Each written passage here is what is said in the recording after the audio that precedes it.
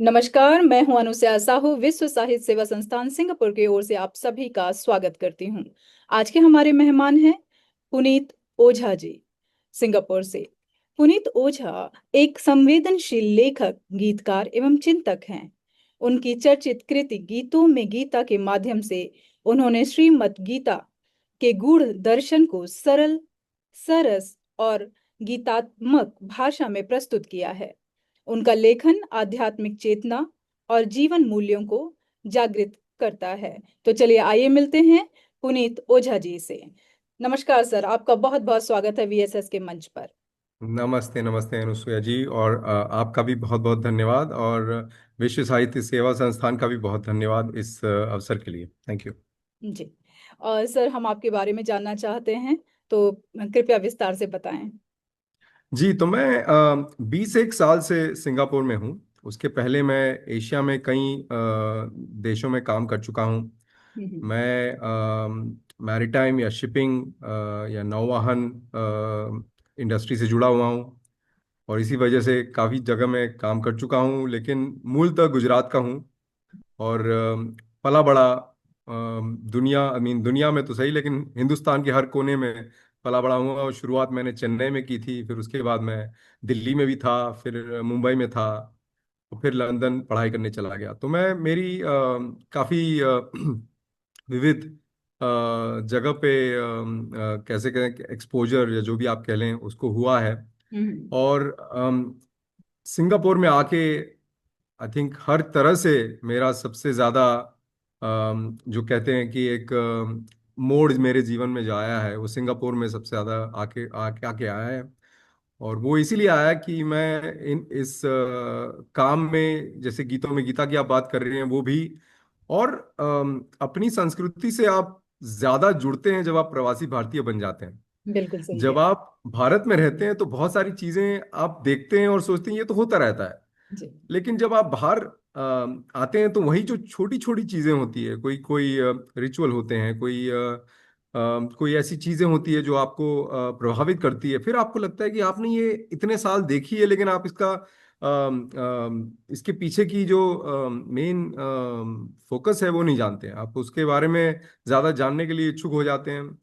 जी। तो जी। हिंदी मैंने केंद्रीय विद्यालय में पढ़ा हूँ, तो हिंदी मैंने 10वीं तक पढ़ी थी, और हम्म। हिंदी से मेरा लगाव था। हम्म। लेकिन उसमें कविताएं लिखना या फिर गीतों में गीता जैसी रचना करना मेरे लिए, मैं कभी सोच नहीं सकता। तो ये सिंगापुर का ही कमाल है, और प्रवासी भारतीय होने का कमाल है मेरे हिसाब से थोड़ा बहुत।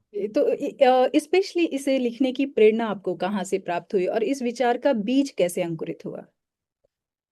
तो ये पिछले 8 एक साल से हम लोग सिंगापुर में एक ग्रुप से जुड़े हुए हैं, गीता परिवार से। और वो कुछ 400 500 लोग हैं जो गीता, भगवत गीता का चिंतन करते हैं हर शनिवार को या रविवार को। और ये सब हमारी तरह से ही रोजमर्रा में काम करने वाले लोग हैं। ऐसा कोई नहीं है कि कोई संत या महात्मा है। सब वर्किंग प्रोफेशनल्स हैं, और हमारी तरह काम करने वाले लोग हैं। तो हम्म। जब गीता के बारे में डिस्कशन होता है, गीता के बारे में आप विचार करते हैं, तो हमारे जीवन में गीता को कैसे उतारे उस पे विचार होता है। हर एक श्लोक को आप जीवन सार और जीवन से कैसे जोड़ें उस पे विचार होता है। तो ये 8 एक साल से ये चल रहा है, और अभी भी चल रहा है। अभी भी गीता हम चौथी दफा कर रहे हैं अभी।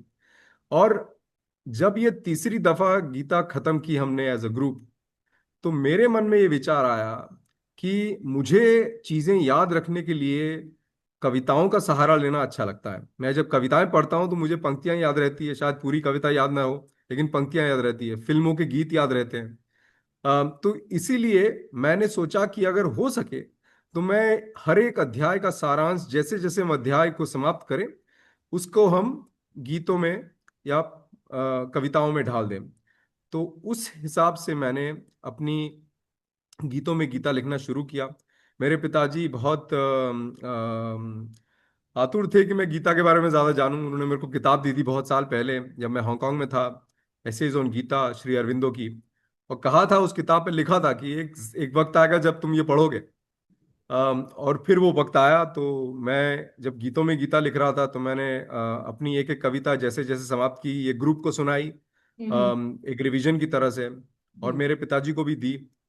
तो जब 18 की 18 अध्याय की कविताएं बन गई, तो उन्होंने एक्चुअली 6 महीने तक हर रोज कविताएं भी पढ़ी और संस्कृत के अध्याय भी पढ़े, और मुझे बताया कि कहाँ कहाँ चूक है, कहाँ चीज़ों में आपको ज़्यादा पैनापन लाना है।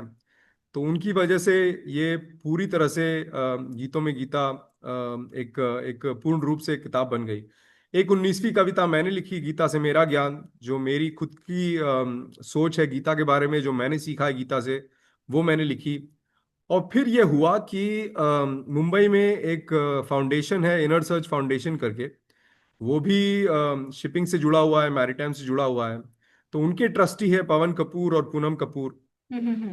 तो पूनम कपूर जी की मदर है, माता जी, वो इंदु प्रभा सेठ के नाम से काफी पुरस्कृत कवयित्री है और लेखिका भी है। हम्म। तो काफी साल पहले पूनम जी ने और पवन जी ने ये निश्चय किया कि हर साल एक ऐसी कृति को, हिंदी कृति को वो पुरस्कार देंगे, इंदु प्रभा पुरस्कार, जो किसी साहित्यकार ने नहीं लिखी है, जो सोशली रेलेवेंट है, सामाजिक बहुत रेलेवेंट है, और जो हिंदी भाषा को प्रोत्साहित करती है, आगे ले जाती है। तो 2 साल पहले उन्होंने ये गीतों में गीता को ये पुरस्कार दिया, इंदु प्रभा पुरस्कार। क्या वो बात। प्रति उन्होंने अपने हाथ में ली, उसको एडिट किया, क्लीन किया, बराबर से साफ किया, और हम्म। खुद छापा। सो प्रथम जो प्रकरण था वो 500 कॉपीज छपी है। तो वो कुछ किताबें हमारे सब जो हमारे जान पहचान के लोग हैं, जो मेरे हिसाब से गीतों में गीता से फायदा उठा सकते थे, जिनको लाभ मिल सकता था, मैंने उनको दी है।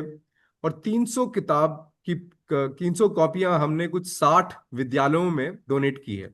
बहुत बढ़िया। क्योंकि हम समझते हैं कि बच्चे, स्पेशली 9वीं 10वीं 11वीं 12वीं के जो बच्चे होते हैं, मैं जैसे था मेरी स्कूल में, वो अगर कविता के तौर पे भी गीता, उन गीतों में गीता पढ़ें और हम्म। उनके दिमाग में कुछ सबकॉन्शियसली कहीं कुछ दिमाग में रह जाए, तो हम्म। जब जीवन के कुछ क्षण ऐसे होंगे कि हम्म। कुछ घटनाएं होंगी उनके सामने बन के आएंगी, तो वो घटनाएं वो इन सबकॉन्शियस थॉट्स से जोड़ सकते हैं कि गीता में ये कहा है और ये हो रहा है मेरी जीवन में, और इसको मैं कैसे ये कनेक्ट करूं या कैसे इनके तार जोड़ूं। मेरे साथ बहुत कुछ हुआ है ऐसा। और मेरे हिसाब से अगर बच्चों को बचपन से ये सिखा दिया जाए तो ये बहुत अच्छी चीज होगी। इसीलिए हम चाहते हैं, अब ये दूसरा प्रकरण आ गया है, तो हम्म। अब दूसरा प्रकरण भी हम लोग स्कूल्स में डोनेट करना चाहते हैं, विद्यालयों में डोनेट करना चाहते हैं। मेरी बहुत। हर एक कविता, 19 की 19 कविताओं में हम्म। लास्ट की जो 4 लाइनें हैं, लास्ट की जो 4 पंक्तियां हैं, हम्म। वो सब सेम है हर कविता में, कि आओ अपने मन से मिटा दें यह राग, यह द्वेष, यह बुरा और यह अच्छा, अगर जो मिल गया तो हरी कृपा, नहीं मिला तो हरी इच्छा।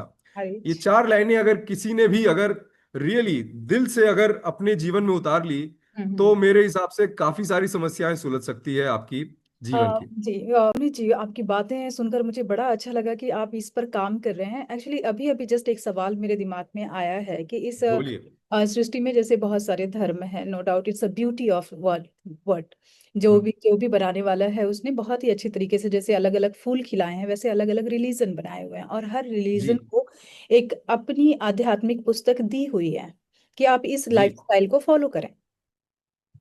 मैं दुबई बिल्कुल। में, मैंने वहां देखा जो भी उस धर्म से रिलेट करते हैं वो अपने किताब को पूरी तरह से, चाहे बच्चा हो चाहे बड़ा हो चाहे बुजुर्ग हो, वो फॉलो करते हैं। हम्म। मैं बहुत सारे ऐसे अपने कैथलिक फ्रेंड्स हैं जिनसे मैं मिली हूँ, वो अपनी हम्म। किताब को बहुत अच्छी तरीके से सुबह शाम फॉलो करते हैं। राइट। हम हिंदू, बिल्कुल। हम हिंदू हम्म। क्यों नहीं करते? गुमराह हैं हम। तो ये, इसका उत्तर ये है कि एटलीस्ट मेरे पिताजी कहा करते थे कि हमारे यहाँ मल्टीप्लिसिटी इतनी है, इतनी ज्यादा अम, तादाद में लोग अलग अलग तरह से हिंदू धर्म का पालन करते हैं, कि एक इकाई, जैसे आप कैथोलिक की बात करती हैं, उनके लिए बाइबल के सिवा कोई भी और किताब नहीं हम्म। है। हम्म। सेम इस्लामिक रिलीजन में कुरान के सिवा कोई और किताब नहीं है, बाकी किताबें हैं वो कमेंट्रीज हैं। तो उसमें टिप्पणी की कहानी अलग है, लेकिन जो मूल पुस्तक है वो एक ही है। हमारे यहाँ पे पहले से ही मूल पुस्तकें काफी संख्या में हैं। आज हम कहते हैं कि 11 मुख्य उपनिषद हैं। वो इसीलिए बिकॉज शंकराचार्य जी ने आदि शंकराचार्य जी ने 11 पुस्तकें उपनिषद को के ऊपर टिप्पणी की है। लेकिन एक और जगह पे उपनिषद में ही कहीं कहा गया है कि 111 उपनिषद भी हैं। तो हाँ। उपनिषद ही इतने सारे हैं, और उपनिषद तो वेदांत का सार है। तो यहां से आपका जो ज्ञान की जो गंगा बहती है वो इतनी बड़ी है। और आप ये सोचिए कि ये गीता, उपनिषद, वेद, ये सब 5,000 साल से पुराने ग्रंथ हैं, राइट? हम्म। तब तो जिस हिसाब से हम सोचते हैं उस हिसाब के हिंदू रिलीजन भी नहीं था, और कोई रिलीजन भी नहीं थी। न हिंदू या भारतवर्ष भी जो हम आज जानते हैं वैसा भारतवर्ष नहीं था। तो ये जो ग्रंथ है मेरे हिसाब से ये मानवता के ग्रंथ है। अगर आप देखिए तो गीता ये में जो ग्रंथ बातें कही गई हैं। लाइफस्टाइल के ही ग्रंथ हैं, मतलब आपको जी। एक जीवन शैली चूज करनी है। आप इस मतलब इस रंग को धारण करें, इस परिवेश को धारण करें और इस परिवेश के तरीके से चलें, इसमें आपको शांति, पीस और हर चीज मिलेगी।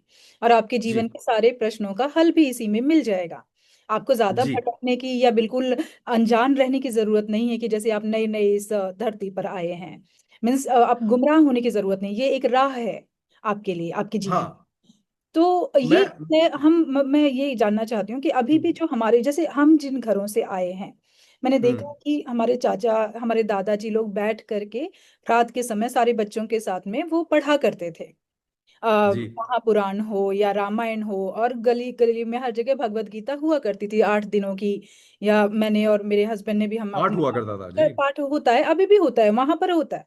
तो क्या हम कह हम्म। सकते हैं कि जो ये लाइफस्टाइल जिनको हम मतलब शहरी लोग कहते हैं कि अरे ये तो गावटी लोग हैं, क्या उन लोगों ने भी सिर्फ जिंदा रखी है? क्या हम लोगों को वो जिंदा नहीं रखनी चाहिए? रखनी चाहिए, और एक तरह से आप देखिए अनुसुईया जी कि वो है। लेकिन आप जो चीज आपके सामने होती है वो चीज अगर आप पहचान नहीं पाते हैं तो आप उसकी कदर नहीं करते हैं।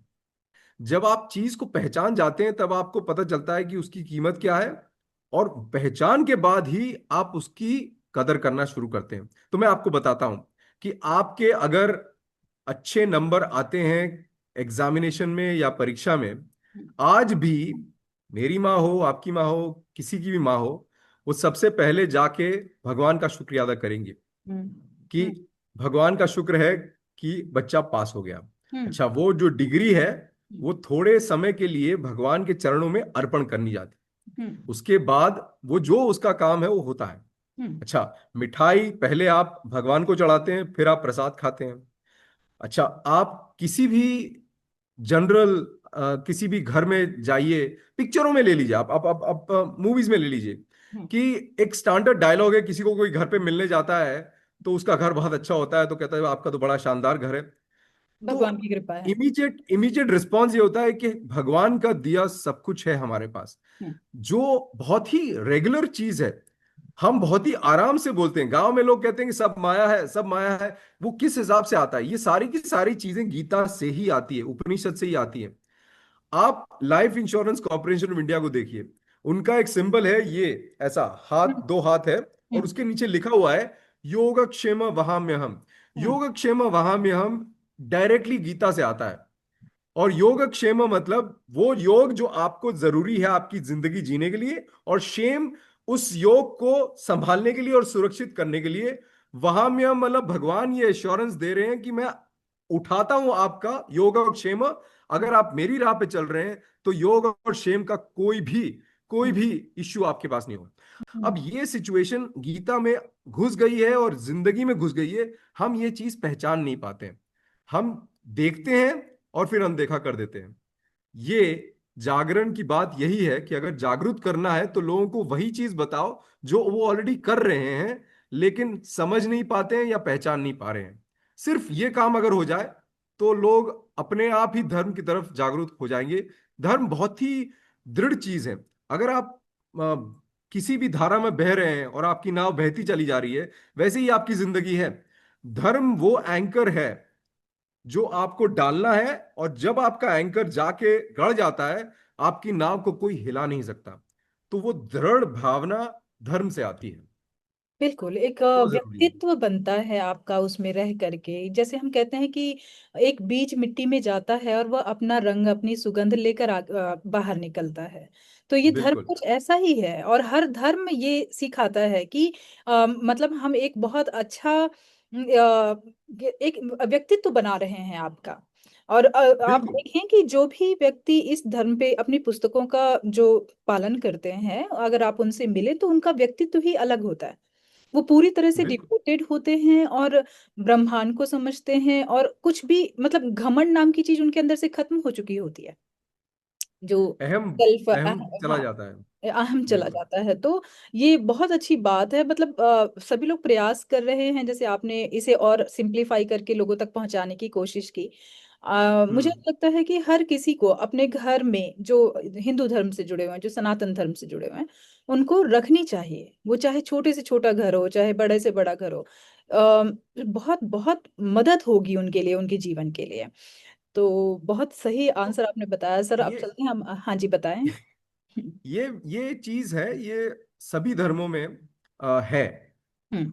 एक तरह से जो गीता का सार है वो सभी धर्मों में अलग अलग तरह से है। अब मिर्जा गालिब की एक गजल ले लीजिए हम्म। कि न था कुछ तो खुदा था, कुछ न होता तो खुदा होता। डुबोया मुझको होने ने, न होता मैं तो क्या होता। वो मैं जो कह रहे हैं वो अहम है, वो ईगो है। हम्म। कि डुबोया मुझको होने ने, न होता मैं तो क्या होता, मतलब ईगो। तो ego is the culprit in most cases. तो ये कोई हिंदू या सनातन धर्म की ये कहानी नहीं, नहीं है। बट ये मानवतावादी धर्मों की हिसाब से आपको जीने की प्रेरणा दे रहा है। और हमारे यहाँ इतना सुशक्त किया हुआ है इन धर्मों को, हम्म। बिकॉज हमारे यहाँ वेद है, हम्म। पुराण है, हम्म। अलग अलग टिप्पणियां हैं, संतों की वाणियों की अलग अलग भाषाओं में है। हम्म। और हिंदुस्तानी, अब जैसे मैं आपको बता रहा हूँ, भाषा की बात बता रहा हूँ, तो आप हिंदी के बारे में इतना बताती है, तो मुझे काफी लोगों ने ये कहा है कि आप इसको अंग्रेजी में क्यों नहीं ट्रांसलेट करते, बट अनुसुईया जी, मुझे अंग्रेजी में वो पर्यायवाची शब्द मिलते ही नहीं हैं। जैसे कि अब प्रकाशक इज, जो किताब को पब्लिश कर रहा है उसको एक्चुअली आप कहते हैं पब्लिशर। हम्म। लेकिन पब्लिशर और प्रकाशक एक नहीं होते। पब्लिशर वो है जो वो काम कर रहा है पब्लिश करने का, प्रकाशक वो है जो प्रकाश लेके आ रहा है अपनी किताबों से और वो जो छाप रहा है। तो प्रकाशक और पब्लिशर इंग्लिश और हिंदी हिसाब से तो दोनों सेम होते हैं, लेकिन उनमें जमीन आसमान का फर्क होता है। तो बहुत सारे ऐसे शब्द हैं हम्म। जो सिर्फ हिंदुस्तानी जुबानों में ही मिल सकते हैं। जी जी जी। उनका सार इतना गहरा है कि हम्म। वो और किसी भाषा में, अंग्रेजी या यूरोपियन लैंग्वेजेस में नहीं मिल सकते वो। क्या बात है, क्या बात है सर। तो ये बहुत जरूरी है, ये बिल, बहुत समझना जरूरी है।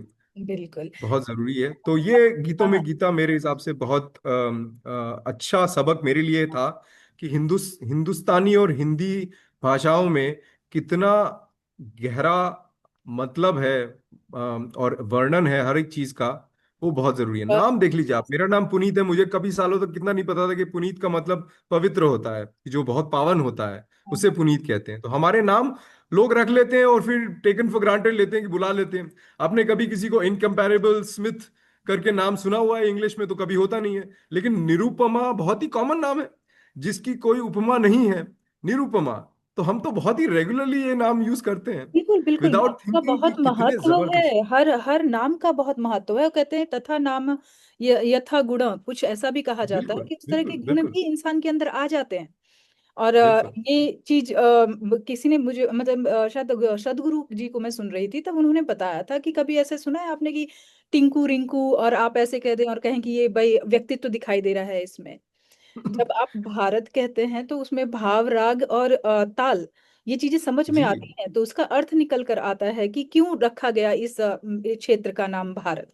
क्योंकि यहाँ पे लोग बिल्कुल। भावनात्मक रूप से सोचते हैं, और फिर जो ताल निकल कर आता है और राग जब इनका समावेश होता है, तब एक व्यक्तित्व बनता है उस देश का। तो और हमारा दुर्भाग्य ये है कि भाषा को भ्रष्ट कर दिया है लोगों ने बहुत सालों में। मैनुपुलेशन जो इतना ज्यादा हो गया, इस वजह से शायद अभी फिर से काम चल रहा है जिसमें हम और आप सभी लगे पड़े हैं। और अब मुझे भी नहीं पता कि मैं कब इस क्षेत्र में आ गई, जबकि मैं कॉमर्स से हूँ, मैं कंपनी में जॉब करने वाली लड़की, मतलब कैसे एक किक सेम। लगी और मैं इस चीज का प्रचार कर रही हूँ। मुझे नहीं पता कि क्या मिल रहा है, लेकिन मुझे ऐसा लग रहा है कि कोई है सपोर्ट में नहीं, जो मुझसे बिल्कुल सही करवा बात रहा है। है। और मैंने और मैं पूरी आपको एक तरीके से उदाहरण, वेलकम कर दिया है कि ठीक है आप एक उदाहरण मैं और हम्म देता हूं आपको हम्म कि जब आप पहले, बहुत साल पहले, जब ये वेद पुराण की बात हो रही थी, हम्म। तब आप अगर किसी भी कोई चीज बाजार में लेने जाते थे, बाजार तो वैसे होता नहीं था उस टाइम, तो बार्टर सिस्टम जैसा था कि आपने कुछ लिया कुछ अनाज दे दिया। करके हाँ फ्रूट लेते हाँ, थे। इनाज दे के कुछ और लिया। तो आप जो जो दे रहा था और जो आप जिसको दे रहे थे, हम्म उन दोनों का भाव देखा जाता था। हम्म अब ये भाव आपने मॉडर्न डे में, आज की तारीख में भाव को आपने प्राइस बना दिया है कि हम्म कितने भाव पे दिया। हम्म लेकिन वो कितने भाव पे नहीं है, किस भाव से दिया। हम्म। किस भाव से दिया मतलब आपने किस विचार से आप दे रहे हैं, वो जरूरी है। एटीट्यूड क्या है आपका, वो करेक्ट भाव है। लेकिन करेक्ट। हमने भाव को इक्वेट कर दिया है अब दाम से। हम्म दाम और भाव सेम नहीं है, लेकिन हमने उसको इक्वेट कर दिया कि किस भाव से दिया, क्या भाव दिया। क्या हम्म। भाव दिया वो नहीं है कि इस प्राइस में दिया, आपने किस भाव से दिया है। और आप किस हिसाब से अपने दिमाग अंदर की अंदरूनी सोच, आपका भाव क्या है, वो जरूरी अब है। शब्दों की ना कहें, मतलब ऐसे बातें हुई हैं कि अब जैसे आप मुंबई में भी रहे हैं, तो एक हम्म। बात हुई थी, कुछ मेरी एक आंटी थी, तो वो सब्जी वाले के पास गई, तो उन्होंने कहा कि भैया सब्जी दीजिए। और वहां पर एक महाराष्ट्रियन महिला खड़ी थी, उन्होंने कहा ए भैया सब्जी दे। तो उन्होंने पहले मेरी आंटी को दिया, कहते कि तो वो महाराष्ट्रियन कहती हैं कि भैया मैंने बोला ना पहले, कहते आपके भैया और इनके भैया में बहुत फर्क है, इसलिए मैं इनको पहले दे रहा हूँ। तो ये जो बात हुई कि किस तरह से आप शब्दों को लेते हैं और शब्दों को किस तरह से कहते हैं, जैसे आपने बिल्कुल, भाव और भाव के बारे में बताया, तो समझ में आ जाता है कि एग्जैक्टली कहा क्या गया था और चीजें हो क्या गई हैं। जी। बिल्कुल, बिल्कुल सही बात है। सर आप मुझे बताएं कि आपकी दृष्टि में गीता और गीत इन दोनों का आत्मिक संबंध क्या है। सो गीतों, अब गीत की अब बात करते हैं या गीता की बात करते हैं। गीता तो वैसे भी भगवत गीता, मतलब जो भगवान की वाणी है, वो गीतों में ही संस्कृत में कही गई है। तो गीतों का मेरे हिसाब से सामवेद आप देखिए तो हर एक राग, सब राग सामवेद के ही हैं। सामवेद से ही सब राग आए हैं, और सारी की सारी जो रचनाएं हैं वो काफी सारी सामवेदी हैं। तो उस हिसाब से गीतों का बहुत ज्यादा महत्व आत्मिक और आध्यात्मिक चीजों में रहा है। हम्म एक तो ये चीज है कि अगर आप सुर में गाते हैं, सुर में बोलते हैं, या कविताओं में या गद्य में बोलते हैं, तो उसमें बहुत सारी एडवांटेज ये रह जाते हैं कि एक तरह से आपका एक मीटर बन जाता है। हम्म। और याद रखने में आपको आसान आसानी रहती है, बिकॉज तुकबंदी हो जाती है। बंदी हो जाती है तो जी। आपको याद है कि एक तुकबंदी हो गई, तो उसके हिसाब से फिर आप एक के बाद एक। तो हम्म मैं भी ये चाहता था। शुरुआत तो मैंने ये गीतों में गीता इसलिए लिखी कि मैं अपने रिवीजन के लिए याद रखना चाहता था। हम्म जैसे मैंने वो 4 लाइन बताई कि वो 4 लाइनें हर एक कविता में अंत में आ जाती है, तो वो 19 बार पढ़ के याद रह जाती है। और भी काफी सारी छोटी छोटी है चीजें गीतों में। गीता को उस हिसाब से गीतों में बहुत शक्ति होती है। जी। और आप भी पिक्चर जैसे, हमारे यहाँ movies have been a big influence, बहुत ज्यादा इन्फ्लुएंस हमारी सोसाइटी में पिक्चरों का बिल्कुल। रहा है, चलचित्रों का रहा है। तो उसमें भी आपको आज भी 50 साल पुराने, 60 साल पुराने गीत याद रहते हैं। पिक्चर याद नहीं रहती है, डायलॉग्स भी शायद याद न रहे कहीं, लेकिन गीत आपको याद रहते हैं। बिल्कुल तो सही कह रहा गीतों से आपका बहुत ही गहरा मार्मिक संबंध हो जाता है। हैं। जी जी। और वो संबंध इसलिए होता है बिकॉज वो चीज आपको याद करने में आसानी रहती है। याद कर में जो चीज भी आसान याद करने है, में, और ये हाँ, हमारे भारत का वो रहा है। अगर आप पहले के देखें कि लोकगीत, शादियों के जी, गीत, मौसम के गीत, हम्म, हर तरह के गीत ही हुआ करते थे। क्योंकि गीतों मौसम की वजह से जो भावनाएं आती थी, जो इंसान के अंदर, जो उनके जीवन में मौसम चेंज हो रहे होते थे, जैसे बच्चा पैदा होना या फिर शादी होना या जो भी संस्कार हो रहे होते थे, अब जो हम्म, भावनाएं पनप रही हैं उनको व्यक्त करने का जो तरीका था वो गीत ही थे। बिल्कुल, हर तरह के गीत, तो भारत में गीतों का बहुत महत्व रहा है। और हर बिल्कुल, क्षेत्र में उन्होंने गीतों को आगे रखा है। कविताएं और गीत ये दोनों चीज ऐसी थी कि लोगों को समझाना, लोग हम्म। इवन जैसे दीपावली वगैरह है तो वहां पे होली की गाने अभी भी चलते हैं। गांव साइड अगर आप चले जाएं तो लोग दिवाली गाते हाँ हैं, हाँ, लोग होली गाते बिल्कुल हैं, फगुआ गाते हैं। तो ये सारी चीजें अभी भी होती हैं। तो ये तो हमारा मूल रहा है कि इसे समझना और अपने भावों को व्यक्त करना बोलने से ज्यादा बेहतर है कि उसे एक पैरामीटर में नाप कर और गीतों के माध्यम से, सुर के माध्यम से बताया जाए। तो ये बिल्कुल। सरलता उन्होंने रखी है हमेशा से ही और संस्कृत में। हमारी इतने सालों से, हजारों सालों से ये चली आ रही है। वो तो अब हम लिख पा रहे हैं, पिछले 100 सवा 100 साल से लिखने का प्रचलन चालू हुआ है या शुरू हुआ है। हम्म, उसके पहले तो सारी की सारी जो वेद थे, उपनिषद थे, गीता थी वगैरह, वो सब जनरेशन टू जनरेशन चली आ रही थी, जी सिर्फ स्मृति कंठस्थ से। करते थे ये। सिर्फ स्मृति से। तो हम्म। कंठस्थ करके वो गीतों गीतों हाँ। में कंठस्थ करना आसान रहता है और पास ऑन करना आसान रहता है। तो जैसे आप अब सरनेम्स भी देख लीजिए हम्म। कि द्विवेदी, त्रिवेदी, हम्म। ये सब सरनेम्स उन उन लोगों के थे जिन लोगों ने परिवार में ये कहा था कि हम 2 वेद कंठस्थ करेंगे, या हम्म। 3 वेद कंठस्थ करेंगे, या ये चतुर्वेदी, तीन चारों वेदों वेद के कंठस्थ ज्ञाता करने हैं, वाले। ये चार वेदों के ज्ञाता हैं, या ये तीन जी। वेदों के ज्ञाता हैं, ऐसे कहा तो जाता था जी बिल्कुल। तो बताइए, अब ये सब चीजें गीतों के माध्यम से तो बहुत ही आसान बन जाती है, या एक एक एक तरह से कहते हैं कि जीवन का हिस्सा बन जाती है, जैसे आप बता रही हैं। बिल्कुल कि क्योंकि हर किसी के दिमाग में गीतों को सुनने का एक अलग सेक्शन बना हुआ है। हर किसी को अच्छा बिल्कुल। लगता है। तो वो उस सेक्शन में जाकर बैठ जाए और आपकी की शैली का हिस्सा बन जाए, इस तरह से शायद उस सृष्टि बनाने वाले ने इस तरह से बनाया ही है कि आप और हम्म। और मेरे पिताजी कहा करते थे कि अगर आप मुश्किल जुबान में लिखते हैं हम्म। तो याद करना भी मुश्किल होता है। लेकिन आप बहुत ही आसान सरल जबान में कोई चीज लिखते हैं, या गाना भी आपका एकदम सरल हो, तो हम्म। आपको वो गाने ज्यादा याद रखते हैं। हम्म। जिसमें बहुत ही ज्यादा हैवी या वजन वाले शब्द हों, उसको याद करना भी और गाना भी थोड़ा मुश्किल हो जाता है। तो हम्म। वो सरलता एक और चीज है कि उसको अगर सरल बना दिया जाए तो।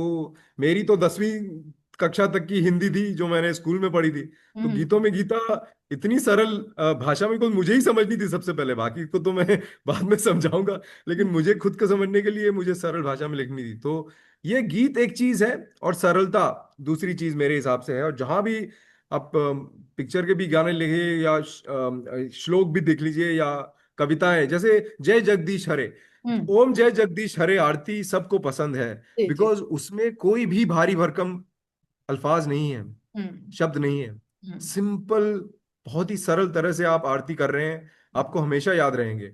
जी जी जी बिल्कुल तो सही कह ये सरलता बहुत जरूरी है। तो लेखन के दौरान कौन सा अध्याय या श्लोक आपको सबसे अधिक चुनौतीपूर्ण लगा? सो गीता की एक विशेषता ये है कि और काफी सारे मैनेजमेंट गुरुज भी ये देखते हैं कि हम्म। गीता बाय मैनेजमेंट और गीता फॉर मैनेजमेंट, ये बहुत लोग लिखते हैं। हम्म। तो गीता में क्या है कि जो पहला अध्याय है वो हम्म। अर्जुन विषाद योग है। हम्म। जो अर्जुन विषाद योग है वो बेसिकली प्रॉब्लम आइडेंटिफिकेशन का योग है कि मूल समस्या क्या है। हम्म। कि अर्जुन ये सब अपने परिवारजनों के साथ युद्ध नहीं करना चाहता मोह में और बंधा चले हुआ जाना है। चाहता। मोह एग्जैक्टली, में मुंह पे बंधा बंधा हुआ हुआ है। है तो वो अपना कर्म बिल्कुल। कैसे करेगा जी। एग्जैक्टली, तो वो पहला हमेशा आपका स्टार्टिंग पॉइंट हमेशा ये होता है कि प्रॉब्लम आइडेंटिफिकेशन आपको करना होता है, मैनेजमेंट में भी ये करना होता है। हम्म। अच्छा, दूसरे चैप्टर में दूसरे अध्याय में जो सांख्य योग है, वो भगवान पूरी गीता का सार रख देते हैं अर्जुन की। तो एकदम हैवी डोज जिसको कहते हैं, हम्म। वो पूरी तरह से आप गीता का सार दूसरे अध्याय में मिल जाता है। हम्म। और फिर तीसरे अध्याय में कर्म योग से लेकर 17वें अध्याय तक एक तरह से पूरा डिटेल्ड डिस्क्रिप्शन है, पूरा सार को आपने और आगे विस्तार से बताया है। हम्म। 18वां जो अध्याय अध्याय है, हम्म। कर्म संन्यास मोक्ष संन्यास योग। तो मोक्ष संन्यास योग में बेसिकली भगवान जी उसका पूरा विश्लेषण करते हैं, एक सारांतर करते हैं, और उसके बाद अर्जुन को कहते हैं कि मैंने जो आपको बताना था वो बता दिया है। अब आपका निर्णय है कि आप किस पथ पे चले। आपको जो बताना था बता दिया। तो ये शैली जो है वो आज भी हर जगह यूज की जाती है। अब मेरे लिए सबसे जो कठिन अध्याय था हम्म। वो दूसरा अध्याय था, बिकॉज गीता का सार हम्म। आपको किसी भी तरह से सरल भाषा में उसको गीतों में ढालना मेरे लिए बहुत मुश्किल था। और मेरे हिसाब से वो एक अध्याय ऐसा है कि अगर वो पढ़ लिया और वो समझ लिया तो काफी सारी चीजें आपके दिमाग में क्लैरिटी आ जाती है।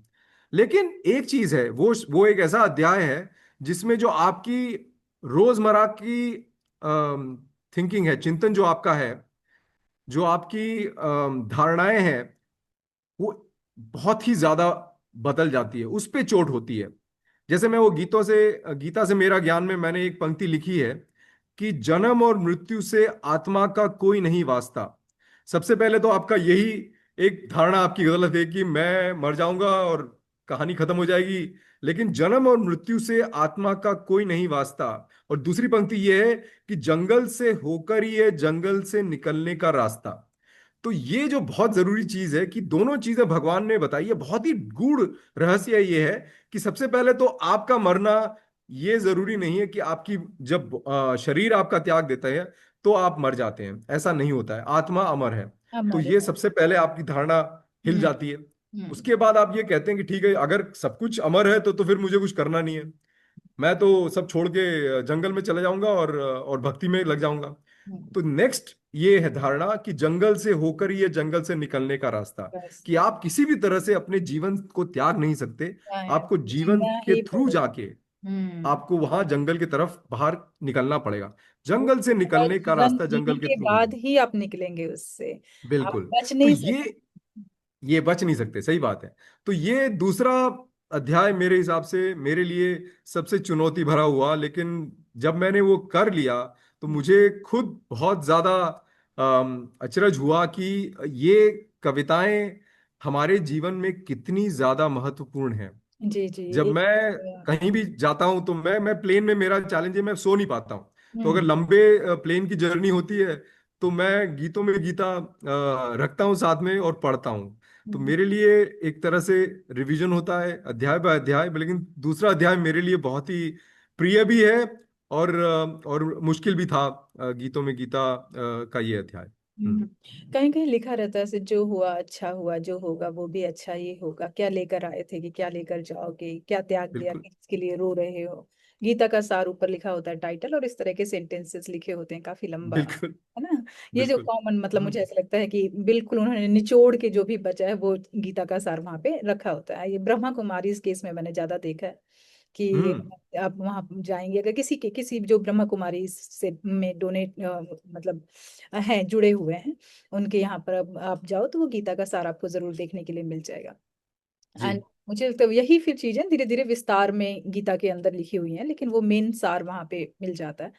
तो ये सचमुच में ये बहुत सारी चीजें आपको समझ में आती हैं जब, इवन मैं अगर देखूं कि लाइफ में जब भगवान को जगाना होता है तो हम्म। वो आपके जीवन में परिस्थितियां डालता है इस तरह की, बिल्कुल। आपके और रिलेटिव्स और में ही। और मतलब मैंने देखा कि जो जितनी भी महाभारत है या रामायण है, देखा जाए तो घरों की कहानियां हैं, क्योंकि हमारे भारत में जॉइंट फैमिलीज रही हैं, रहें, अभी भी हैं।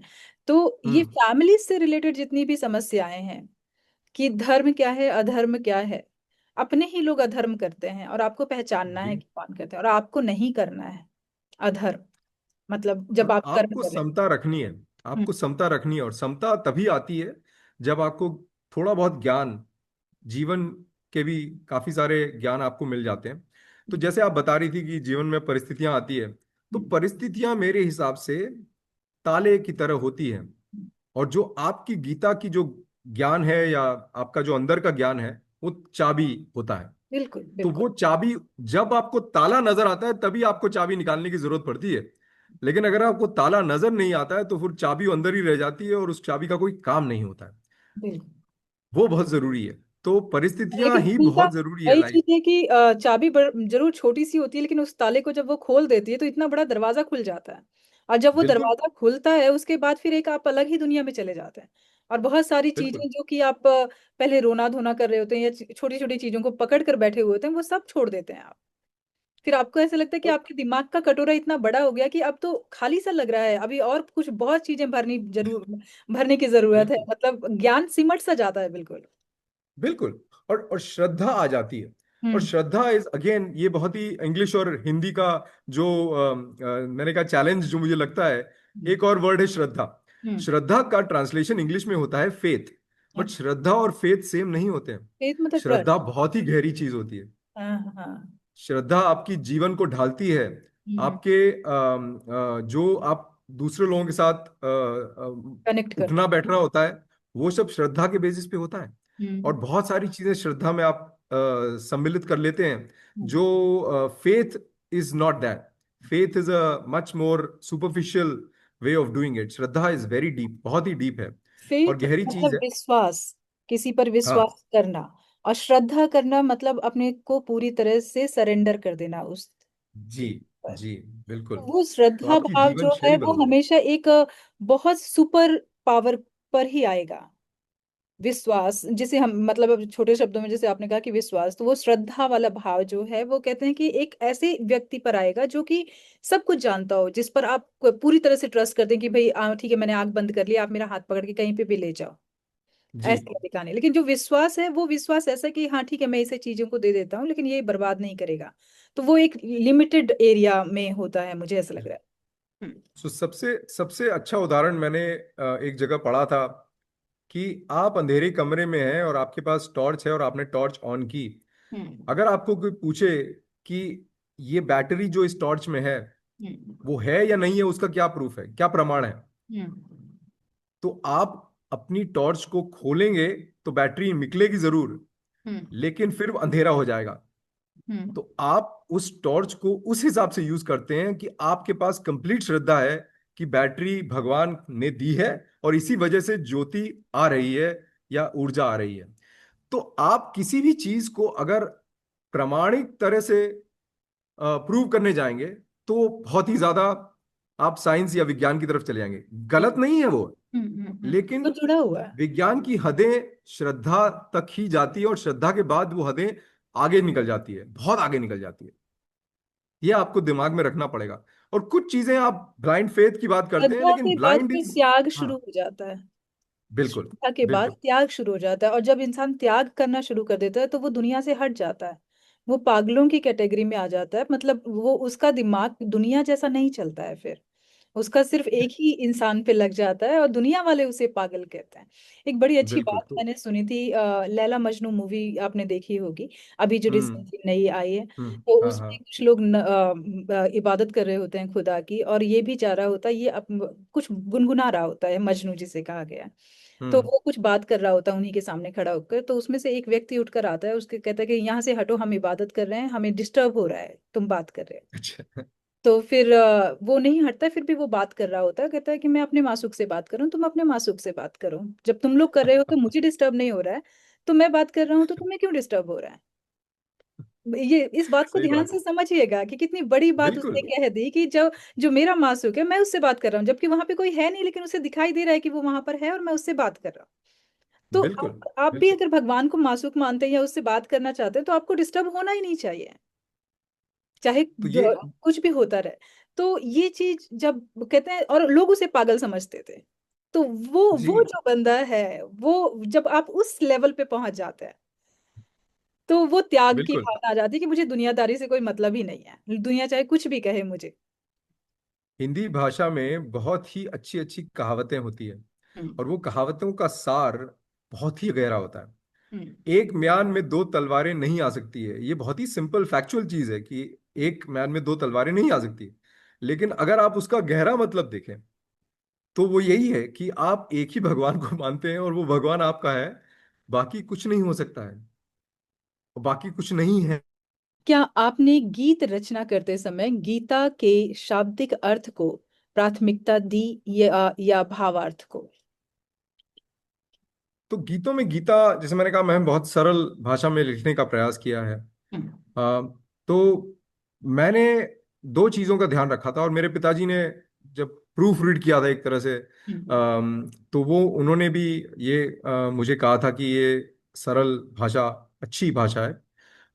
दूसरी चीज उन्होंने ये कही कि आप शब्दार्थ पे से ज्यादा भावार्थ पे ध्यान दीजिए, बट ये ध्यान रखिए कि आप एक तरफ झुकिए नहीं, कि कर्म योगी या ज्ञान योगी या भक्ति योगी की तरफ झुकना नहीं है। जो गीता में कहा गया है वो तीनों योग के बारे में कहा गया है। वो उसमें कोई दो राय नहीं है कि कर्म योग के बारे में कहा गया है, भक्ति योग, ज्ञान योग, सबके बारे में कहा गया है। लेकिन मेरा प्रयास ये रहा है कि मैंने जैसे गीता में कहा है बिल्कुल वैसे ही कविता में ढालने की कोशिश की है। मैंने अपनी तरफ से कोई उसमें एंगल लाने की कोशिश नहीं की है कि इसको कर्मयोग की तरफ बढ़ा दें। जैसे मैंने बहुत टिप्पणियां भी पढ़ी है गीता पे।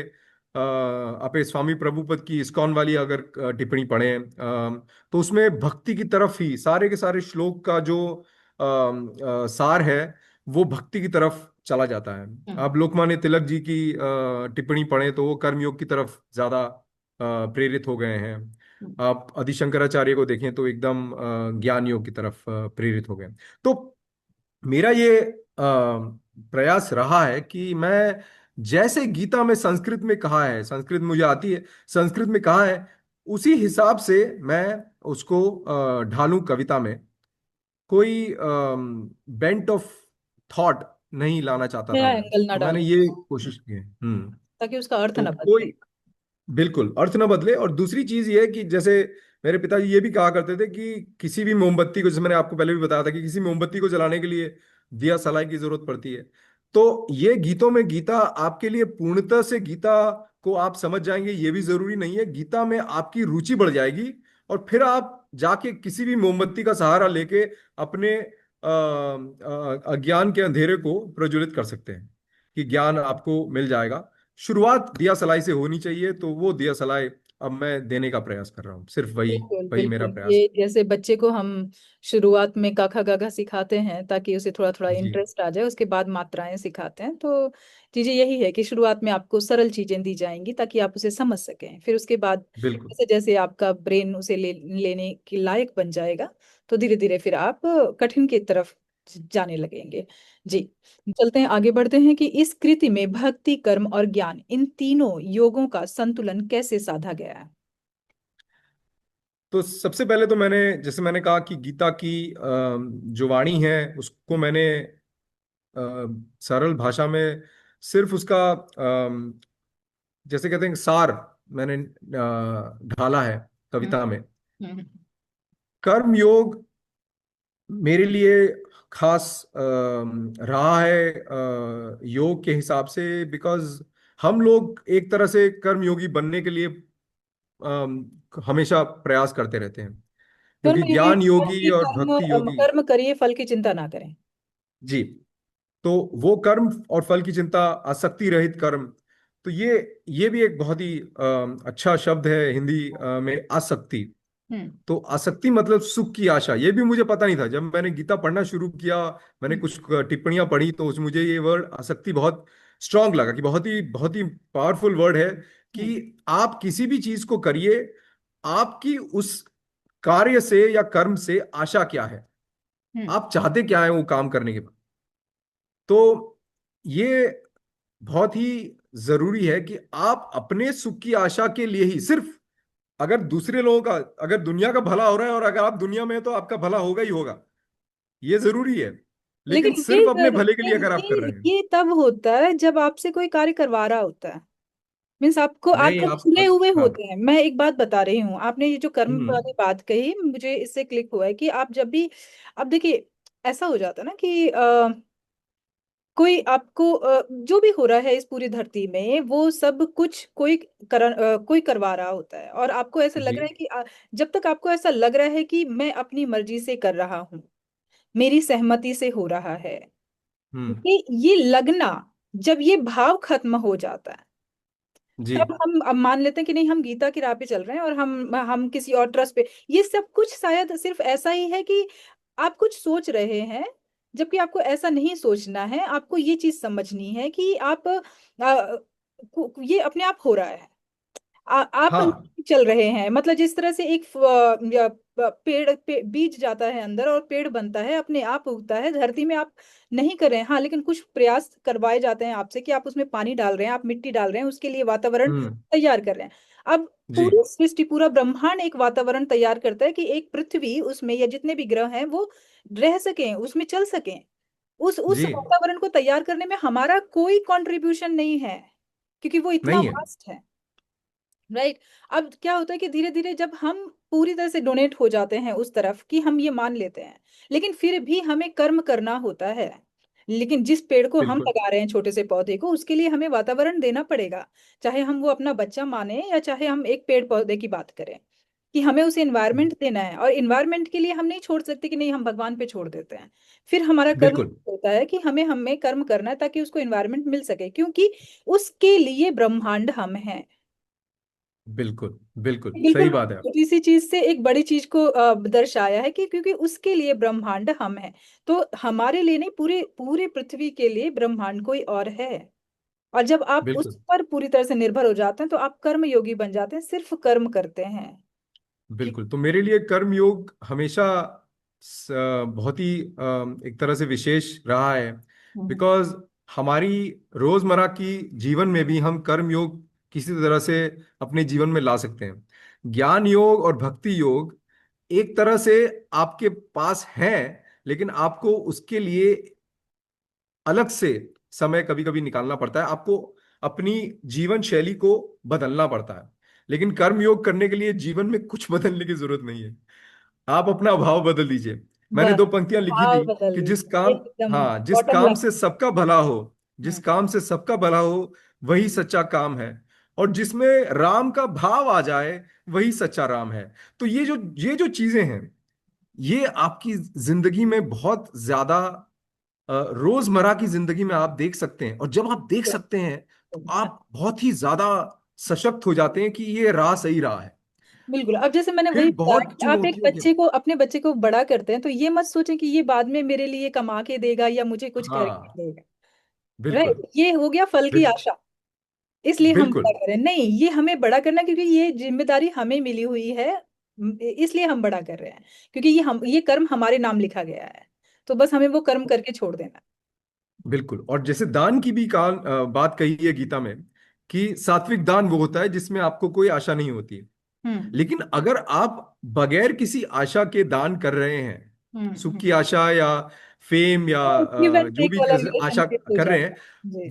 वो कब आता है आपके आपके दिल में? वो आता है जब आप तृप्त हो जाते हैं। हम्म। जब आप पूरी तरह से तृप्त हो जाते हैं तब आपको दान देने में कोई भी कठिनाई नहीं होती है, और हम्म। आपको किसी चीज की आशा भी नहीं होती है। आशा भी नहीं तो होती। वो तृप्त तृप्त होने की भावना भी भगवान की तरफ से ही आती है। आप डिजायर के तो ऐसे हैं, काम तो ऐसे हैं कि वो बेस्ट एग्जांपल है कि वो नैपकिन का जो होल्डर होता है, तो आप एक निकालते हैं तो दूसरा निकल आता है। तो वो डिजायर्स तो कंटिन्यूअसली आते रहते हैं, बट वो तृप्तता की भावना तब आती है जब आपको भगवान के ऊपर से पूरी तरह से वो ग्रेस मिल जाए, भगवान की आपके ऊपर पूरी तरह से कृपा हो जाए। तब आप पूरी तरह से तृप्त हो जाते हैं, तब आप दान सात्विक कर सकते हैं, बिकॉज आपको पता है कि आपको ये कोई भी मेरा आशा की जरूरत नहीं नहीं, बिकॉज आपके है, और पास, ये भी पता चल जाता है कि ये मेरा नहीं है, ये इसी का है, ये हाँ, ही है। तो बिल्कुल। मुझे तो मुझे अगर वो हाथ बना रहा है कि भाई तुम्हारे हाथों से मुझे मिल रहा है, तो ये मेरे लिए सौभाग्य है कि जी। मुझे तो निमित्त बना हमारी दिया। परंपरा में भी, हमारी परंपरा, हिंदू परंपरा में भी हम्म। दान हमेशा ऐसे देते हैं, हम्म। नीचे की तरफ। हम्म। और ऐसे नहीं देते हैं जैसे इक्वल इक्वल पर्सन को आप दान नहीं देते हैं। आप बेसिकली देते हैं कि आप देते हैं और फिर हाथ जोड़ते हैं कि आप ये दान स्वीकार करके मुझे कृतज्ञ कीजिए। आगे के लिए। वो भावना अगर आपके दिमाग में है तो बाकी सारी भावनाएं हीन हो जाती है अपने आप, अपने आप। ट्रू। ये ये तो बहुत लाइफ जरूरी है। स्टाइल का हो गया, लेकिन इसके ऊपर भी और एक चीजें होती हैं कि जब आप हम्म। बहुत प्रसन्न होते हैं, मतलब एक ये बात है, ये हर हर धर्म में है ऐसे कि आप जब लेवल क्रॉस करते चले जाते हैं ना, तो आप एक ऐसे लेवल पे पहुंच जाते हैं, ये चलिए आपने पूरी तरह से आपने सरेंडर कर दिया, फिर वो जी। आपको कुछ आनंद देने की मतलब कोशिश करता है ब्रह्मांड आपको ना, मतलब कुछ ऐसे हम्म। लोगों से मिलाता है, कुछ ऐसे लोगों से मतलब अकस्मात आपकी भेंट हो जाती है, जैसे आप और हम बात कर रहे हैं शायद, ये जी। ये भी एक घटना है, या ऐसे भी आप सफर कर रहे होते हैं अपने जीवन का, और कहीं कुछ लोग ऐसे मिल जाते हैं जिनसे आपको ऐसे लगता है मिलने के बाद कि बिल्कुल ये मेरे ही तरह के लोग हैं। और हम्म। आपका एक वो आनंद चक्षु ओपन हो जाता है, और आप उसमें मतलब इंजॉय करने लगते हैं उन चीजों को। बिल्कुल। ये बिल्कुल। उसका और जब आप तब तक उस चीज को एंजॉय नहीं कर सकते जब तक आप उस लेवल को क्रॉस नहीं कर चुके हैं। मीन्स अब मुझे नहीं पता मैं समझा पा रही हूँ आपको पूरी तरह से या नहीं समझा नहीं, पा मैं रही मैं समझ पा रहा हूँ। हाँ हूँ। जी। रामकृष्ण परमहंस जी ने एक बहुत अच्छी बात कही थी हाँ। कि भगवान की जो कृपा है हम्म। वो हवा की तरह है, हम्म। हमेशा बहती है, हम्म। हमेशा बहती है। हम्म। आपकी नाव का जो सेल है, जो जो जो सेल आपको ले जाता है, हवा को यूज करके आगे ले जाता है नाव को, वो आप ऊपर करें या ना करें वो आप पे डिपेंड करता है। हम्म। हवा हमेशा बहती है, हम्म। लेकिन आपका सेल अगर ऊपर नहीं है तो हम्म। वो नाव कभी नहीं चलेगी और वो हम्म। नाव चलती नहीं है। और दूसरी बिल्कुल। चीज उन्होंने ये कही थी कि एक छोटा सा अगर पौधा है, हम्म। उसको आपको चारों तरफ से दीवार या कुछ बना के आपको रखना है कि गाय आके बकरी आके उसको चर न जाए या हम्म। खा न ले। हम्म। लेकिन अब जब वो पौधा एक पेड़ बन जाता है तो उसको हाथी भी नहीं हिला सकता है। हम्म। हम्म। तो शुरुआत में आपको बहुत सारी चीजों में ध्यान रखना पड़ता है। आपको, जैसे कहते हैं रिसेप्टिविटी, आपको वो कृतज्ञता लेने के लिए बहुत ही ज्यादा काम करना पड़ता है अपने ऊपर। बहुत एक काम। बार वो बन जाता है, हाँ। उसके बाद वो वृक्ष इतना जबरदस्त और इतना पावरफुल हो जाता क्योंकि है, कोई नहीं स्ट्रांग हिला। हो जाता है, मजबूत हो जाता है। वो बिल्कुल। जरूरी होता है। तो वो हमेशा, और हर एक व्यक्ति के जीवन में अलग ये अलग करना पड़ाव पे ये पड़ता है। चीज होती है। तो बिल्कुल। आप ये नहीं कर सकते कि एक में हो गया तो दूसरे में भी नहीं नहीं 5 साल में सब हो में जाएगा, होता ऐसा है। कुछ नहीं नहीं है। नहीं नहीं, सही बात है। वो चाहे किसी का 10 साल में हो जाए, चाहे 20 साल में, वो चाहे किसी बिल्कुल। का 50-60 साल में हो जाए। तो ये ये डिपेंड करता बिल्कुल है कि ही, कब आप जागते हैं। जी। बिल्कुल, जब जागे तभी सवेरा, ये सब तो दिस देखिए। कॉल ये अवेकनिंग। सारी की सारी चीजें हमारी हिंदी भाषा में बहुत अच्छी कहावतें हैं। अब कोई बातें नहीं करता इसके बारे में। करने वाले करते हैं सर। हम कर ही रहे हैं। हाँ, हम कर रहे हैं, सही बात है, सही बात, सही चलिए बात। आगे बढ़ते हैं कि आज हम्म। के भौतिकवादी युग में गीतों में गीता की प्रासंगिकता आप कैसे देखते हैं? तो गीतों में गीता, जैसे मैंने बताया, एक शुरुआत है। आपको अगर रुचि लानी है गीतों में, गीता में, तो गीतों में गीता एक शुरुआत है। हम्म। और जैसे मैंने बताया कि मैंने स्कूलों में ये किताब डोनेट की है, दान की है। मैंने काफ़ी सारे अपने मित्रों में, जो मैं समझता था कि शायद गीता के बारे में उत्सुक हैं या इच्छुक है जानने के लिए, लेकिन कोई टिप्पणी, भारी भरकम टिप्पणी पढ़ना नहीं चाहते या संस्कृत नहीं जानते, मेरे हिसाब से ये एक शुरुआत का दौर है कि गीतों में गीता आप शुरू कीजिए अपना सफर गीता की तरफ। और फिर आगे आप जाके जहां आपको लगे कि एक फिलॉसफी, एक पर्टिकुलर दार्शनिकता आपको ज्यादा अच्छी लगती है या आपको सूट करती है, उस हम्म। हिसाब से आप या तो भक्ति की तरफ बढ़िए, या ज्ञान की तरफ बढ़िए, या फिर कर्मयोग की तरफ बढ़िए। हम्म। और गीता जो है, जैसे मैंने बताया कि उपनिषद, वेद और ये सब उन हालातों में लिखे गए थे जब कोई गुरु शिष्य को अच्छी तरह से शिक्षा दे रहा था, और शिष्य सवाल पूछता है, जवाब मिलते हैं, बड़ी ही एकदम सेरीन, एकदम शांत वातावरण में उपनिषद और वेद लिखे गए थे। गीता एक युद्ध के मैदान में लिखी गई रचना है। इसका मतलब वो युद्ध उसका सर पूरा, युद्ध के मैदान में लिखी जरूर गई है, लेकिन वो अपने जीवन के हर एक युद्ध के लिए है। बिल्कुल ये सही बात है। साइलेंट युद्ध जो आपके मन के अंदर चल रहा होता है, जी। उस युद्ध से अब मतलब ये जरूरी नहीं कि वो गीता युद्ध में लिखी गई है, नहीं, नहीं, बोली गई है, लेकिन आपके जीवन में किसी को दिखाई नहीं दे रहा है कि युद्ध चल रहा है, लेकिन आपके अंदर जो युद्ध चल रहा है उसको शांत करने के लिए है वो। गांधी जी कहा करते थे कि कोई भी समस्या हो तो मैं गीता खोल के कोई भी एक श्लोक पढ़ता हूँ तो मुझे उत्तर हल मिल मिल जाता है, जाता है जी। हल मिल जाता है। हम्म। तो ये मेरे हिसाब से गीता की ऐसी, जैसे कहते हैं कि एवर लास्टिंग इम्पैक्ट है उसका। यूनिवर्स की किसी भी आवाज। युग में, किसी भी युग में हमेशा कहीं ना कहीं गीता का जो वर्चस्व है वो बहुत बहुत ज्यादा है। अच्छा, गीता में कुछ चीजें हैं जो उस जमाने की थी, वो जो चीजें हैं वो आज आपको हमारे जमाने में इक्वेट करनी पड़ती है, लानी पड़ती है, और उसको, वो जो चिन्ह है उनको चेंज करना पड़ता है। जैसे उस जमाने में गाय या कैटल जो कहते हैं, वो आपका सबसे, गोधन जो कहते थे, गाय धन होता था। आज धन की बात अलग है। तो वो कुछ कुछ सिंबल्स आपको, चिन्ह आपको चेंज करने पड़ेंगे, लेकिन जो एसेंस है गीता का वो आज भी जरूरी है। क्योंकि और परिस्थितियां कहीं ना समस्याएं कहीं, वैसी ही है।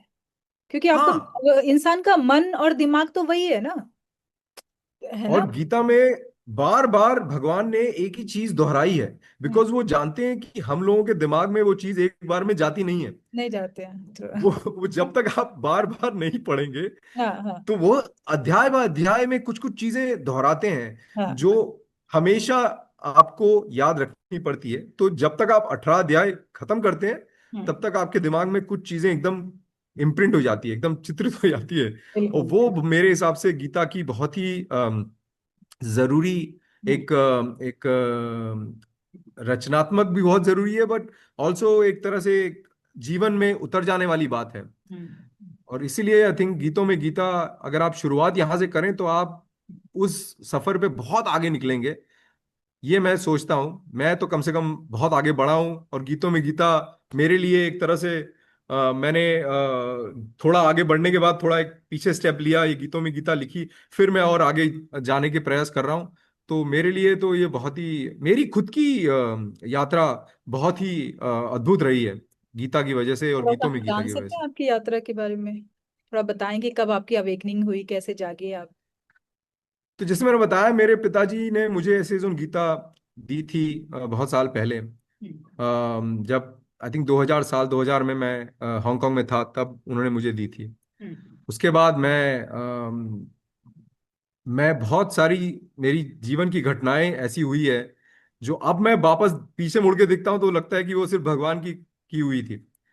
मैं अपनी पत्नी, मेरी पत्नी बड़ौदा से है, हम्म, तो वो यहाँ शिक्षिका है, स्कूल में, एमपीएस इंटरनेशनल में। तो हम्म, चेतना, एक तो पहले नाम चेतना मैं अब जैसे मैं बताया कि हर नाम का एक महत्व होता है, तो चेतना और मेरी मुलाकात अकस्मात ही एक हो गई। तो एक कॉमन फ्रेंड के थ्रू हम लोग इंटरनेट पे मिले, मतलब थ्रू इंटरनेट मिले, और हमने एक दूसरे के साथ हम्म, ईमेल्स का डिस्कशन चालू किया। तो हमने कुछ 150 200 ईमेल लिखी, उसके बाद हम लोग मिले, हम्म, और फिर हमने डिसाइड किया कि हम शादी करेंगे। हम्म, 2002 में जब हम लोगों की शादी होने वाली थी, 4 मार्च को, 28 फरवरी को गोधरा कांड हो गया, और हम्म, गुजरात राइट्स में चला गया।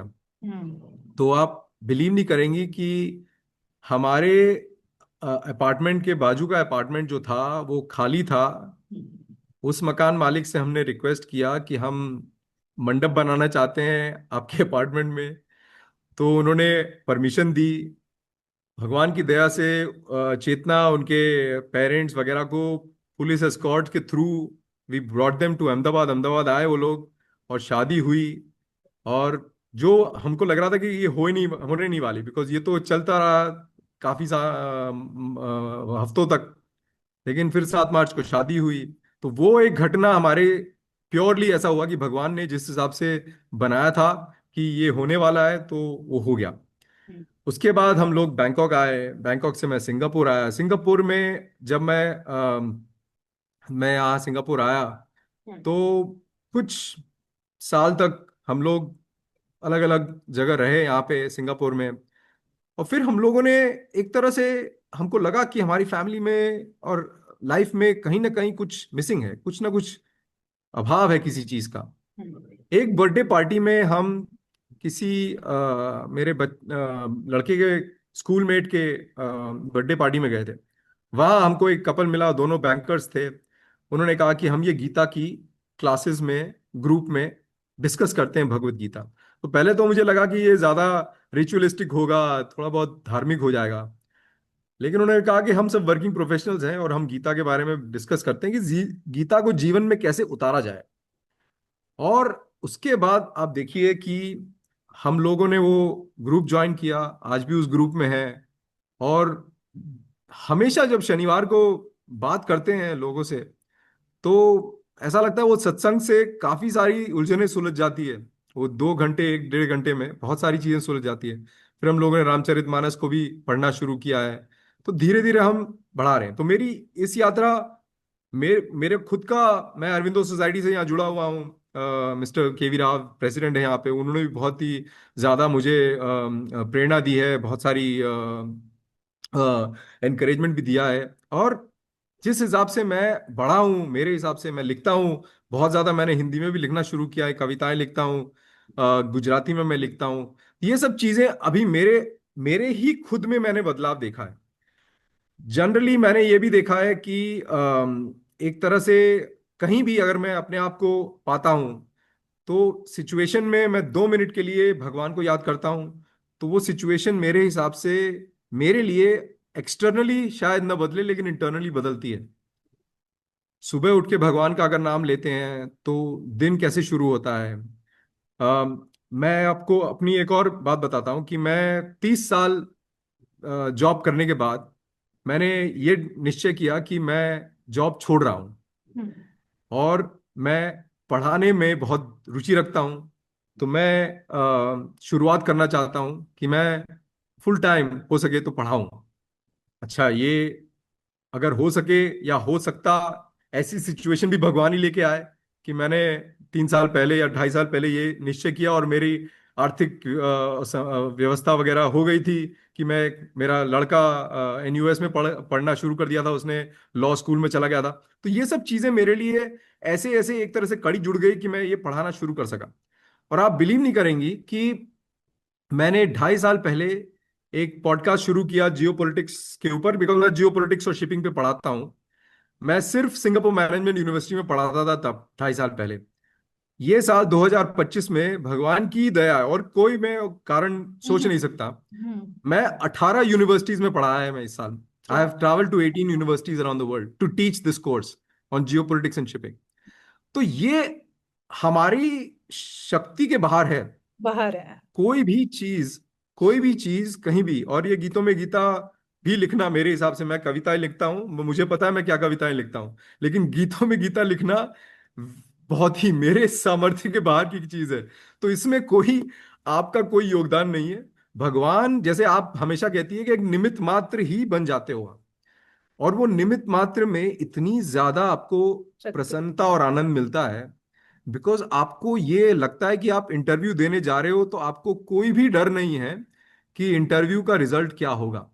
बिकॉज आपके पास कोई भी कंट्रोल नहीं है कि वो इंटरव्यू जो आपका ले रहा है वो आपको क्या बोलेगा, हाँ या ना। बट आप इंटरव्यू एंजॉय करते हो, बिकॉज एंजॉय। आप जाके उस पर बात कर सकते और तब आप हो। तभी इंजॉय कर सकते हो जब आपको इस बात का भय ही ना हो कि आप जीतोगे कि हारोगे। आप बिल्कुल।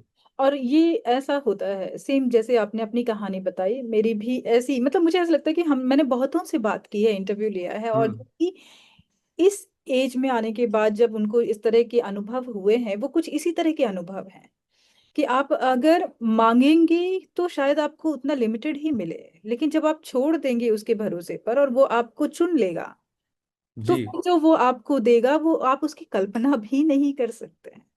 बिल्कुल। आपने सोचा मुझे भी नहीं होगा उस तरह से वो आपको बना करके उस लेवल पे खड़ा कर देगा। मुझे बस किसी ने बहुत आपको अच्छा खुद उदाहरण दिया था। उस लेवल तक बनने के लिए हाँ मैं आपको अपने आप पर सही। काम करना होता है। बिल्कुल। जी। मुझे बहुत अच्छा उदाहरण किसी ने दिया था कि आप किसी कंपनी में नौकरी करते हैं, हम्म।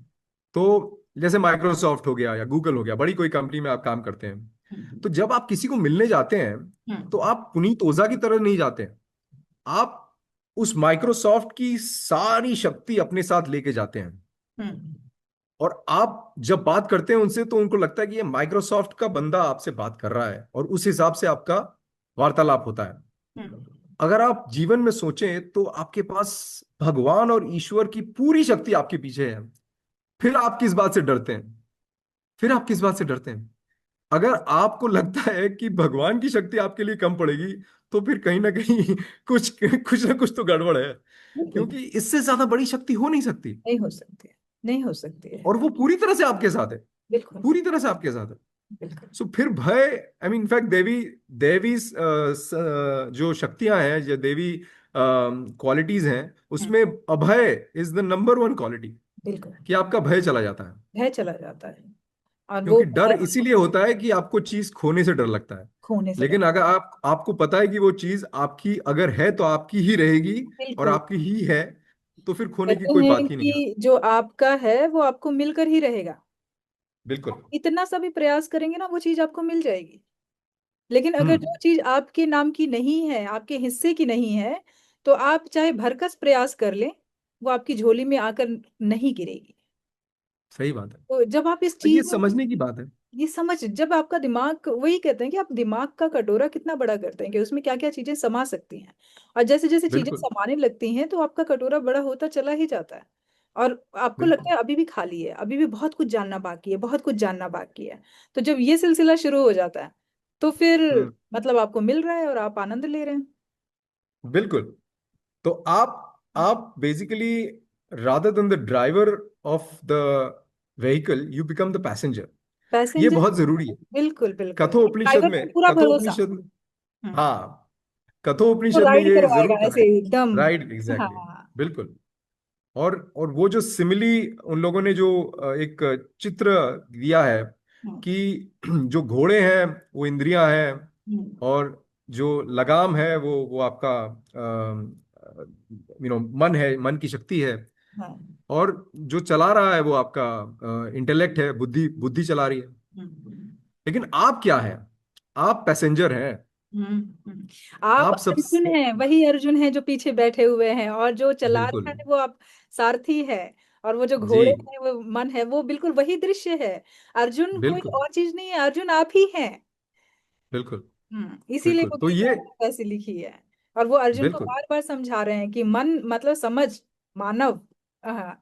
ये यस। मेरे साथ भी हुई है कि जब भी कभी, अब तो ऐसा होने लगा है कि पता चला मोबाइल में कुछ देख रहे हैं और प्रश्नों का उत्तर मिल गया। कि कभी कभी बिल्कुल। कृष्ण, हाँ, कृष्ण के ही शब्द निकल आते हैं कि पार्थ, अगर जब बहुत लोग जो समझदार समझ रहे हैं खुद को और वो बहुत ज्यादा बात कुछ कर रहे हैं, तो उस समय शांत रहिए। मतलब कभी कभी हम ऐसे लगने लगता है कि नहीं, हम जवाब दे दें, जरूरत नहीं है, रहने दीजिए, शांत रहें आप।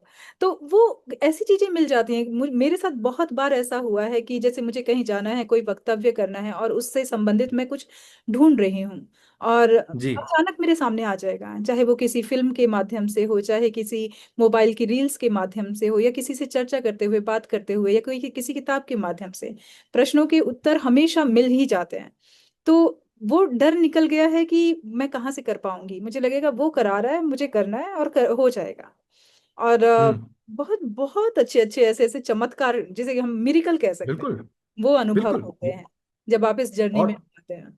और आप इन अनुभवों को कोइंसिडेंसेस मान के छोड़ देते हैं कि ये तो एक बहुत ही अच्छा कोइंसिडेंस हो गया कि मैं वहां था और ये हो गया और मेरे को फायदा हो गया। लेकिन अगर आप सोचें उसके बारे में, तो वो एक पूरी सोची समझी भगवान की कृपा है जिसकी वजह से ये हो रहा है। वो प्लान कर रहा था आपके लिए बिल्कुल। कि इस समय बिल्कुल। पे आपके साथ ऐसी घटना घटेगी, आनंद लेना भाई, अगर तुमने आनंद छोड़ दिया तो रह गए फिर।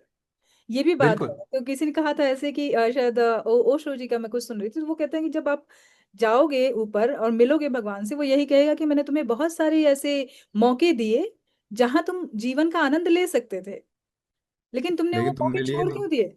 हाँ। तो वही, बिल्कुल। जब आपको बिल्कुल। ज्ञान नहीं होता तो आप छोड़ देते हैं, आप उसका धन्यवाद भी नहीं करते हैं, आप वहां से निकल जाते हैं। ये पहचान बिल्कुल नहीं है। हाँ, वैसे ही पहचान बात नहीं है। होती है कि आप पारस पत्थर लेकर ढूंढ रहे हैं अंधेरे में, और वो सोने में बदल गया। और जब हम्म। जब ज्ञान आया तो लोग, अरे ये सोना बदल गया, तो ये पारस पत्थर मतलब कहाँ है, ऐसा जो कहते हैं ना कि अज्ञानता सही में, बात है। अज्ञानता बस इस तरह की हरकतें, चीजें होती हैं। तो चलिए हम तो आगे बढ़ते हैं सर। बिल्कुल। हाँ जी। तो मैं जानना चाहूंगी कि प्रवासी भारतीय समाज के लिए यह पुस्तक क्या विशेष संदेश देती है। तो जैसे मैंने बताया, प्रवासी भारतीय, मैं खुद प्रवासी भारतीय हूँ। तो मुझे ऐसा लगता है कि हमारे रीति रिवाज, जैसे आपने बताया कि जॉइंट फैमिलीज इंडिया में थी, मैं भी जॉइंट फैमिली में पला बड़ा हूँ। और मुझे लगता है कि बहुत सारी चीजें हम लोगों को, वो संस्कार बड़े लोगों से, दादा दादी, नाना नानी, माता पिता से मिलते ही रहते थे। बुआ, चाचा, ये सब बहुत सारे हमारे इर्द गिर्द लोग थे। अब जब प्रवासी भारतीय बन जाते हैं तो कुछ चीजें मुश्किल हो जाती है, मिलना कम हो जाता है। और जो नेक्स्ट जनरेशन है, अगली पीढ़ी है, उनके लिए और मुश्किल हो जाता है, बिकॉज उनका एक एक बीच में एक गैप बन जाता है। तो मेरे हिसाब से गीतों में गीता, जो भी हिंदी जानता है, सिंपल हिंदी जानता है, सरल हिंदी जानता है, वो इसको पढ़ सकता है कविता के माध्यम, कविता के हिसाब से पढ़ सकता है। और मेरे हिसाब से इसका सबसे क्या बड़ा फील कर फायदा सकते ये है, हाँ, कि आप इसको अगर उतार लें, कुछ चीजें, कुछ नहीं, आई मीन सारी की सारी चीजें पढ़ने और उतारने की भी जरूरत नहीं है।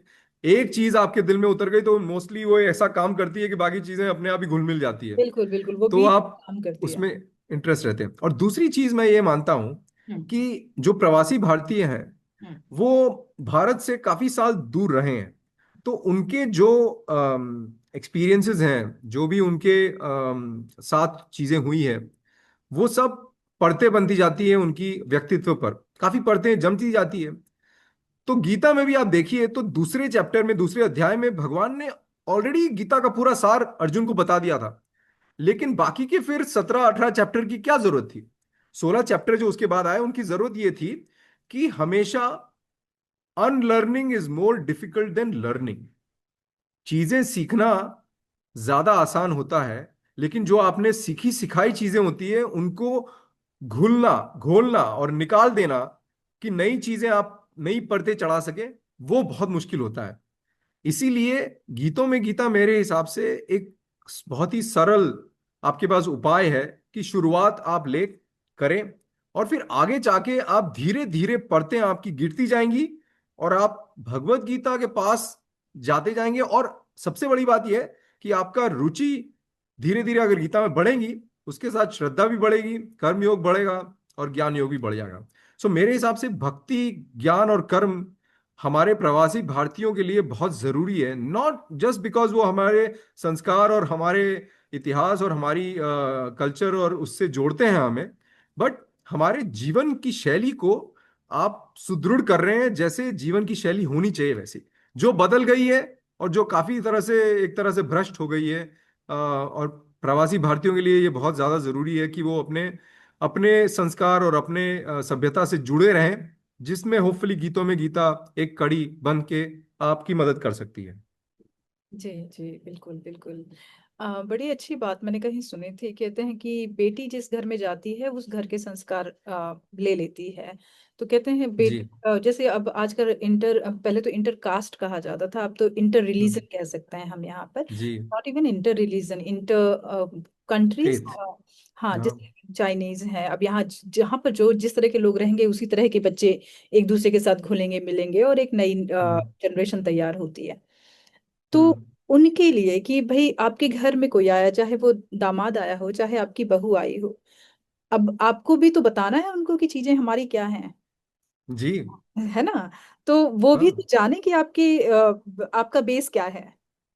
तो ये चीजें बहुत बिल्कुल। अच्छी हैं कि आप उनको भी बता सकते हैं और वो जान सकते हैं, तो आपके घर में आकर आपकी चीजों को सीख सकते हैं। जी। मैं आपको नवरात्रि का एग्जांपल देता हूँ। हम्म। नवरात्रि का उदाहरण, हमारे पिताजी जब यहाँ आते थे हम्म। तो हम लोग नवरात्रि के 9 दिन पूजा करते थे।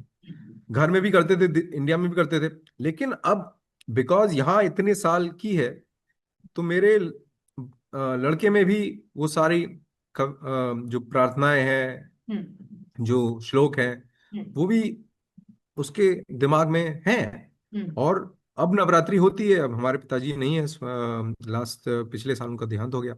हम्म। तो ये परंपराएं चलती रहेंगी।